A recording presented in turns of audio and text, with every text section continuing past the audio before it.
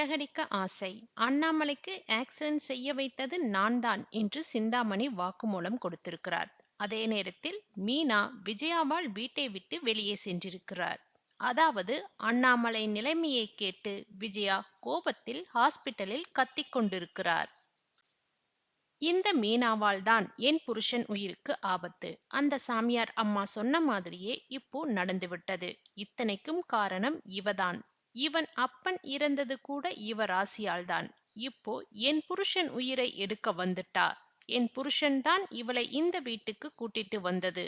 ஆனால் அவர் உயிரையே எடுக்கிறதுக்காக இவ இந்த வீட்டில் இருக்கிறாள். வீட்டை விட்டு வெளியே போக சொன்னாலும் போக மாட்டேங்கிறா. என தாலி இறங்கின பிறகுதான் போவா போல. ஆனா அவருக்கு ஒண்ணும் ஆகிடுச்சுன்னா நானும் உயிரோடு இருக்க மாட்டேன், நானும் போயிருவேன் என்றெல்லாம் பேசிக் கொண்டிருக்கிறார்.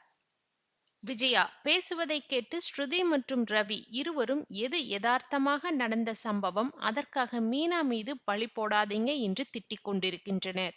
ஆனால் மனோஜ் மீனா ராசியால்தான் அப்பாக்கு இப்படி நடந்து விட்டது என்று ஜிங் சாங் போட, அதனால் முத்து கோபமாகி மனோஜை அடிக்கப் போகிறார்.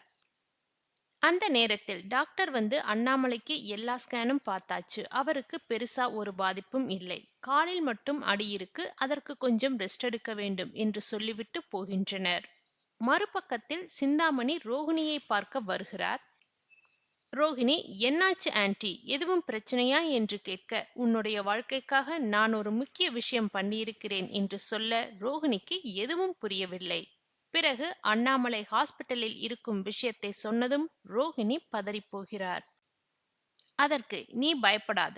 என் ஆண்களை வைத்து நான் தான் மாமனாரை ஆக்சிடென்ட் பண்ணினேன். நீ அந்த வீட்டுக்கு போகணும்னா முத்துவும் மீனாவும் அந்த வீட்டில் இருக்கக்கூடாது. அதற்காகத்தான் நான் இப்படியெல்லாம் பண்ணினேன் என்று நல்லவள் போல பேச, அதை ரோகிணியும் நம்பிவிடுகிறார்.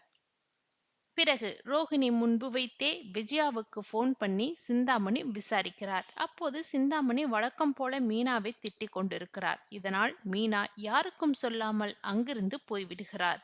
அடுத்ததாக அண்ணாமலையை போய் பார்க்கலாம் என்று சொன்னதும் விஜயா, முத்து, மனோஜ், ரவி, ஸ்ருதி எல்லோரும் போய் பார்க்கின்றனர். அப்போது விஜயாவும் மனோஜும் மீனாவால் உங்களுக்கு இப்படியெல்லாம் ஆகிடுச்சு என்று பேசிக் கொண்டிருக்க, அதற்கு அண்ணாமலை அப்படியெல்லாம் இல்லை, நாங்க ஒதுங்கித்தான் வந்தோம், அந்த பையன்தான் எங்க மேல வேணும்னு வந்து மோதிட்டு போயிட்டான், இதற்கும் மீனாவுக்கும் எந்த சம்பந்தமும் இல்லை, தேவையில்லாமல் பேசாதே என்று சொல்லிக் கொண்டிருக்கிறார்.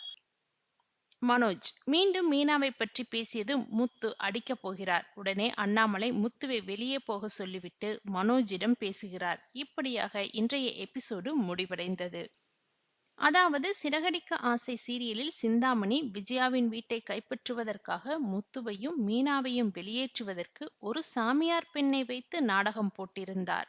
அந்த பெண் மீனா இந்த வீட்டில் இருந்தால் வீட்டுத் தலைவரின் உயிருக்கு ஆபத்து, விஜயா தாலி நிலைக்காது என்று குண்டை தூக்கி போட, அதையே இப்போது விஜயாவும் பிடித்து கொண்டிருக்கிறார். இந்த நிலையில் அந்த சாமியார் பெண் சொன்னது நடக்க வேண்டும் என்று சிந்தாமணி ஆள் செட் பண்ணி அண்ணாமலைக்கு ஆக்சிடென்ட் செய்ய வைத்தார். அவரும் ஹாஸ்பிட்டலில் அட்மிட் ஆகிவிட்டார். அதாவது குடும்பம் என்பது நம்பிக்கையின் மேல் நின்ற உறவுகளின் கோட்டை. அந்த நம்பிக்கையை சிதைக்க ஒரே ஒரு சந்தேகம் போதும் என்பதை மிக தெளிவாக எடுத்து காட்டுகிறது. சிறகடிக்க ஆசை தொடரின் சமீபத்திய திருப்பம், அண்ணாமலைக்கு ஏற்பட்ட விபத்து ஒரு சாதாரண சம்பவமாக தோன்றினாலும் அதன் பின்னால் பதுங்கியிருக்கும் சதி, அவதூறு, மூடநம்பிக்கை, சொத்து ஆசை ஆகியவை கதை மாந்தர்களின் உண்மையான முகத்தை வெளிச்சம் போட்டு காட்டுகிறது. விபத்து உண்மையா சதியா? அண்ணாமலைக்கு விபத்து நடந்தது ஒரு திருப்பு முனை. ஆனால் அதைவிட அதிர்ச்சியானது சிந்தாமணி தானே அந்த விபத்தை ஏற்படுத்தியதாக வாக்குமூலம் கொடுப்பது. ஒரு குடும்பத்தை உடைக்க வேண்டும் என்ற நோக்கத்தில் இத்தகைய செயலை செய்வது எவ்வளவு கொடூரமான மனநிலையை வெளிப்படுத்துகிறது. இது ஒரு சாதாரண வில்லித்தனம் அல்ல, திட்டமிட்ட மனோபாவத்தின் வெளிப்பாடு. மீனாவின் மீதான குற்றச்சாட்டு மூட நம்பிக்கையின் உச்சம். விஜயா மருத்துவமனையில் கத்திக்கொண்டிருக்கும் காட்சி மிகவும் உணர்ச்சிகரமானது. மீனாவால் தான் என் கணவனுக்கு ஆபத்து என்று அவள் கூறும் ஒவ்வொரு வார்த்தையும் கோபத்தின் வெளிப்பாடு. என்னதான் கோபத்தின் வெளிப்பாடாக இருந்தாலும் அதற்கு பின்னால் ஒரு மூடநம்பிக்கையின் தாக்கம் இருக்கிறது. ஒரு சாமியார் பெண் கூறிய தீர்க்க தரிசனத்தை உண்மையாக ஏற்று அதை நிகழச் செய்ய சதி செய்வது கதையின் முக்கியமான சமூக பார்வை. மீனாவை ராசி கெட்டவள் என்று குற்றம் சாட்டுவது பெண்கள் மீது சுமத்தப்படும் பழைய சமூக மனப்பான்மையை பிரதிபலிக்கிறது. இங்கு தொடர் ஒரு சமூக விமர்சனத்தையும் நுட்பமாக முன்வைக்கிறது. முத்துவின் கோபம் அன்பின் வெளிப்பாடாகவே பார்க்கப்படுகிறது. மீனாவை குற்றம் சாட்டும் மனோஜை அடிக்க முத்து முனைவது அவன் உள்ளத்தில் இருக்கும் அன்பையும் பாதுகாப்பு உணர்வையும் வெளிப்படுத்துகிறது. இது ஒரு சாதாரண சண்டை அல்ல, என் மனைவியின் மரியாதை என்ற உணர்வின் வெடிப்பு. அண்ணாமலை கூட மருத்துவமனையில் உண்மையை வெளிப்படையாகச் சொல்வது முக்கியமான காட்சி. இதற்கும் மீனாவுக்கும் சம்பந்தமே இல்லை என்று அவர் கூறுவது குடும்பத்தில் இன்னும் உண்மை வாழ்ந்து கொண்டிருப்பதை காட்டுகிறது. சிந்தாமணியின் சதி உச்சகட்ட நாடகம். சொத்துக்காகவும் ஆதிக்கத்துக்காகவும் ஒரு குடும்பத்தை உடைக்க முயற்சிக்கும் சிந்தாமணி தொடரின் வில்லத்தனத்தின் மையம். சாமியார் பெண்ணை வைத்து நாடகம் ஆடுவது, விபத்தை ஏற்படுத்த ஆள் வைத்து சதி செய்வது, இவை அனைத்தும் கதையை பரபரப்பாக்கினாலும் ஒரு நெகட்டிவ் மனித மனத்தின் உச்சத்தை வெளிப்படுத்துகின்றன. ரோகிணியின் அறியாமை. நம்பிக்கையா, நம்பிக்கை இன்மையா? உன் வாழ்க்கைக்காக செய்தேன் என்று சிந்தாமணி கூறும்போது அதை நம்பிவிடும் ரோகிணி உண்மை மற்றும் பொய் இடையே சிக்கித் தவிக்கும் ஒரு பாத்திரமாக மாறுகிறாள். இங்கு கதையாசிரியர் மனிதர்களின் மனப்போராட்டத்தை நுணுக்கமாக சித்தரிக்கிறார். இந்த எபிசோடு முழுவதும் உணர்ச்சி, கோபம், சதி, அன்பு, மூடநம்பிக்கை ஆகியவை ஒன்றாக கலந்த ஒரு புயலாக அமைந்துள்ளது. சிறகடிக்க ஆசை தற்போது குடும்ப கதையை மட்டும் அல்ல, சமூக விமர்சனத்தையும் இணைத்துக் கொண்டு செல்கிறது. ஒரு பெண்ணை குற்றவாளியாக்குவது எளிது, ஆனால் உண்மையை கண்டுபிடிப்பது கடினம் என்பதே இந்த அத்தியாயத்தின் மைய கருத்து. இனி மீனா உண்மையை நிரூபிப்பாளா? சிந்தாமணியின் சதி வெளிச்சத்துக்கு வருமா? விஜயாவின் மனநிலை மாறுமா? ஒரு குடும்பத்தை உடைக்க வெளியிலிருந்து வரும் எதிரிகள் மட்டுமல்ல, வீட்டுக்குள்ளே உருவாகும் சந்தேகங்கள் போதும் அதை மிக வலுவாக வெளிப்படுத்துகிறது. சிறகடிக்க ஆசை தொடரின் சமீபத்திய பரபரப்பான எபிசோடு. இந்த அத்தியாயம் வெறும் விபத்து சம்பவம் பற்றியது அல்ல, ஒரு மனித மனத்தின் இருண்ட பக்கங்களையும் மூடநம்பிக்கையும் ஆபத்தையும் பெண்களை குற்றவாளியாக்கும் சமூக மனப்பான்மையையும் திறம்பட சித்தரிக்கிறது. விபத்து ஒரு சம்பவமா, திட்டமிட்ட சதியா? அண்ணாமலைக்கு ஏற்பட்ட விபத்து முதலில் ஒரு சாதாரண சாலை விபத்து போல தோன்றினாலும் அதற்கு பின்னால் சிந்தாமணி இருப்பது வெளிப்படும் போது கதை முழுவதும் வேறு கோணத்தில் மாறுகிறது. உன் வாழ்க்கைக்காகத்தான் பண்ணினேன் என்று ரோகிணியிடம் சிந்தாமணி கூறும் காட்சி மிகவும் அதிர்ச்சிகரமானது. சொத்துக்காக, ஆதிக்கத்துக்காக, ஒரு குடும்பத்தில் உள்ளவர்களை வெளியேற்றுவதற்காக ஒரு மனிதனின் உயிரையே ஆபத்தில் இட்டு செல்லும் மனநிலை. இது சாதாரண வில்லித்தனம் அல்ல, இது திட்டமிட்ட கொடூரம். இந்த சரி தொடரின் திரைக்கதை எவ்வளவு தீவிரமாக நகர்கிறது என்பதை காட்டுகிறது. மீனாவை குற்றவாளியாக்கும் மனநிலை சமூகத்தின் பிரதிபலிப்பு. விஜயா மருத்துவமனையில் பேசும் வார்த்தைகள் வெறும் கோபத்தின் வெளிப்பாடு அல்ல, அது சமூகத்தில் பல பெண்கள் எதிர்கொள்ளும் அவதூறு மனநிலையின் பிரதிபலிப்பு. இவள் ராசி கெட்டவள், இவள் வீட்டில் இருந்தால் தலைவருக்கு ஆபத்து போன்ற குற்றச்சாட்டுகள் ஒரு பெண்ணின் வாழ்க்கையை ஒரு கணத்தில் சிதைக்கக்கூடியவை. இங்கு தொடர் ஒரு முக்கியமான சமூக பார்வையை முன்வைக்கிறது. ஒரு சம்பவம் நடந்தாலே காரணம் தேடாமல் ஒருவரை குற்றம் சாட்டும் பழக்கம். குறிப்பாக மருமகளை எளிதாக குற்றவாளியாக்கும் மனநிலை, மூட நம்பிக்கையை உண்மையாக ஏற்றுக்கொள்வதன் ஆபத்து. சாமியார் பெண்ணின் தீர்க்க தரிசனம் அது ஒரு நாடகமாக இருந்தாலும் அதை உண்மையாக நம்பும் விஜயாவின் மனநிலை சமூகத்தில் இன்னும் மூட நம்பிக்கை எவ்வளவு ஆழமாக வேரூன்றியிருக்கிறது என்பதை காட்டுகிறது. முத்துவின் அன்பும் கோபமும் உணர்ச்சியின் உச்சம். மீனாவை குற்றம் சாட்டும் மனோஜை அடிக்க முனையும் முத்து ஒரு கணவன் என்ற நிலையை மிகவும் உணர்ச்சிகரமாக வெளிப்படுத்துகிறார். அவன் கோபம் வெறும் சண்டைக்காக அல்லது அவன் மனைவியின் மரியாதையை காக்கும் முயற்சி. இந்த காட்சியில் பார்வையாளர்கள் முத்துவின் பக்கம் நிற்பார்கள், ஏனெனில் அவன் உணர்ச்சி இயல்பானது.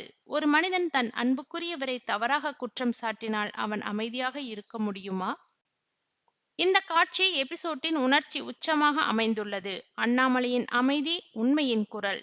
அண்ணாமலை மருத்துவமனையில் உண்மையை வெளிப்படையாக சொல்வது மிக முக்கியமான திருப்பம். இதற்கும் மீனாவுக்கும் சம்பந்தமே இல்லை என்று அவர் கூறும் காட்சி குடும்பத்தில் இன்னும் நியாயம் உயிரோடு இருப்பதை காட்டுகிறது. அவரின் இந்த நிலைப்பாடு மீனாவுக்கு ஒரு பெரிய ஆதரவாக அமைகிறது. ஒரு குடும்பத் தலைவர் உண்மையை பேணும்போது அது குடும்பத்தை காப்பாற்றும் சக்தியாக மாறும் என்பதை இந்த காட்சி உணர்த்துகிறது. சிந்தாமணியின் மனநிலை, வில்லத்தனத்தின் ஆழம். சொத்துக்காகவும் அதிகாரத்திற்காகவும் ஒரு குடும்பத்தை சிதைக்க முயற்சிக்கும் சிந்தாமணி இந்த கதையின் மைய வில்லி. அவள் திட்டமிடும் ஒவ்வொரு செயலும் குளிர்ந்த கணக்கீடு போல இருக்கிறது. சாமியார் பெண்ணை வைத்து நாடகம் போடுதல், விபத்தை ஏற்படுத்த ஆள் வைத்து சதி செய்தல், ரோகிணியை உணர்ச்சி வசப்படுத்தி தன் பக்கம் இழுத்தல், இவை அனைத்தும் ஒரு சாதாரண கதை திருப்பம் அல்ல. அது மனோவியல் ரீதியாக கட்டப்பட்ட வில்லத்தனம். அவள் நல்லவள் போல பேசும் விதம்தான் மிகவும் ஆபத்தானது. ரோகிணியின் குழப்பம், நம்பிக்கை, நயவஞ்சகம். உன் வாழ்க்கைக்காக செய்தேன் என்ற வார்த்தையில் சிக்கிவிடும் ரோகிணி, உண்மை மற்றும் பொய் இடையே சிக்கித் தவிக்கும் பாத்திரம். அவள் அறியாமைதான் சிந்தாமணிக்கு சக்தி. இந்த பாத்திரம் மூலம் தொடர் உண்மையைச் சொல்கிறது. உண்மை அறியாமல் ஒருவரை நம்புவது சில நேரங்களில் மிகப்பெரிய தவறாக மாறும். குடும்ப உறவுகளின் உடைப்பு, மன அழுத்தத்தின் உச்சி. இந்த எபிசோடு முழுவதும் ஒரு மன அழுத்த சூழல். மருத்துவமனை, குற்றச்சாட்டு, சண்டை, சதி, உண்மை வெளிப்பாடு, இவை அனைத்தும் ஒரே அத்தியாயத்தில் கலந்துள்ளன. குடும்ப உறவுகள் ஒரு நூலிழையில் தொங்குவது போல காட்சி அமைந்துள்ளது. திரைக்கதை மற்றும் இயக்கம் பாராட்டத்தக்கது. இந்த எபிசோட்டின் பலம். உணர்ச்சி காட்சிகள் இயல்பாக அமைந்துள்ளன. வில்லத்தனம் மிகைப்படுத்தப்படாமல் நுணுக்கமாக காட்டப்பட்டுள்ளது. சமூக கருத்து மறைமுகமாக சொல்லப்பட்டுள்ளது. அடுத்த எபிசோட்டுக்கு பரபரப்பான எதிர்பார்ப்பு உருவாக்கப்பட்டுள்ளது. சிறு குறை என்னவென்றால், மருத்துவமனை காட்சிகளில் சில உரையாடல்கள் அதிகமாக நீட்டிக்கப்பட்டதாக தோன்றுகிறது. ஆனால் அது கூட கதையின் உணர்ச்சி தீவிரத்தை உயர்த்துவதற்காகவே அமைந்துள்ளது. இந்த அத்தியாயம் ஒரு முக்கியமான கேள்வியை எழுப்புகிறது. ஒரு பெண்ணை குற்றவாளியாக்குவது இவ்வளவு எளிதா? மூடநம்பிக்கை, ராசி, தீர்க்க தரிசனம் போன்ற கருத்துக்களை பயன்படுத்தி பெண்களின் வாழ்க்கையை சிதைக்கும் மனநிலையை தொடர் கடுமையாக விமர்சிக்கிறது. இதுவே இந்த எபிசோட்டின் உண்மையான பலம். நிறைவு சிந்தனை. சிதறடிக்க ஆசை தற்போது வெறும் குடும்ப மேலோட்டமாக அல்ல, அது சமூக உண்மைகளை பிரதிபலிக்கும் கண்ணாடி. இந்த எபிசோடு உணர்ச்சியில் கனமாக, சதியில் தீவிரமாக, சமூக கருத்தில் வலுவாக, அடுத்த திருப்பத்திற்கான எதிர்பார்ப்பில் பரபரப்பாக அமைந்துள்ளது.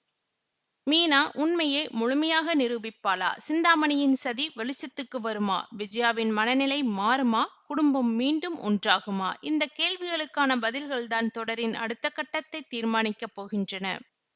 மொத்தத்தில் இந்த எபிசோடு உணர்ச்சி மற்றும் பரபரப்பு இரண்டையும் சமமாக வழங்கிய ஒரு நினைவில் நிற்கும் அத்தியாயம்.